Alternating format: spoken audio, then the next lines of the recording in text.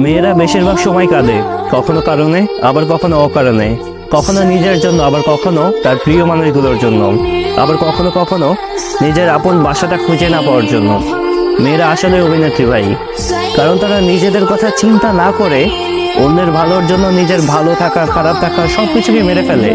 মেয়েরা সত্যি অনেক বেশি মিথ্যাবাদী ভাই, কারণ তারা নিজেদের মধ্যে হাজারটা দুঃখ কষ্ট রেখে সবাইকে বোঝায় যে তারা আসলে ভালোই আছে। মেয়ে হয়ে জন্ম নেওয়াটা না অনেক সহজ ভাই, কিন্তু বিশ্বাস কর মেয়ে হয়ে বেঁচে থাকাটা না অনেক বেশি কষ্টকর, কারণ তাদের হাসতে হলেও ভাবতে হয় আর তাদের কাঁদতে গেলেও ভাবা লাগে। মেয়েরা চাকরি না করলে শুনতে হয় আরামে খেয়ে খেয়ে মোটা হচ্ছে, আর চাকরি করলে রাত করে বাসায় ফিরলে সমাজের কিছু সুন্দর সুন্দর মানুষ বলে যে মেয়েটা দুশ্চরিত্রা।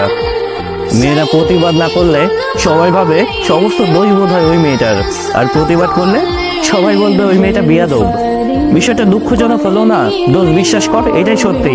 একটা মেয়ে তার সারাটা জীবন উৎসর্গ করে দেয় অন্যের জন্য, বিয়ের আগে পরিবারের জন্য, আর বিয়ের পরে নতুন একটা পরিবারের জন্য, নতুন একটা পরিবারের মানুষের মন জুগিয়ে চলার জন্য।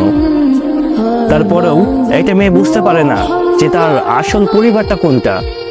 একটা মেয়ে কালো হলে কখনোই কোনো মানুষটার হাতটা ধরে না সামনের দিকে এগোতে চায় না। একটা মেয়ে কালো হলে সে কখনোই সমাজে দাম পায় না ভাই।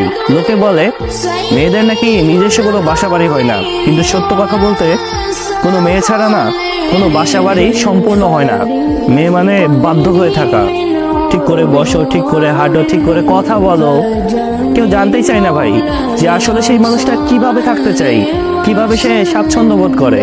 মেয়েরা সবসময় দুইটা জিনিস বেশি ত্যাগ করে, সেটা হচ্ছে নিজের ইচ্ছা আর নিজের কষ্ট। শুধু মা এবং বোন না ভাই, নারী যেভাবে থাকবে সেই অবস্থায় তাকে সম্মান এবং শ্রদ্ধা করা উচিত। সব মেয়ে একরকম হয় না, কিছু মেয়ের জন্য পুরো মেয়ে জাতের বদনাম হয়।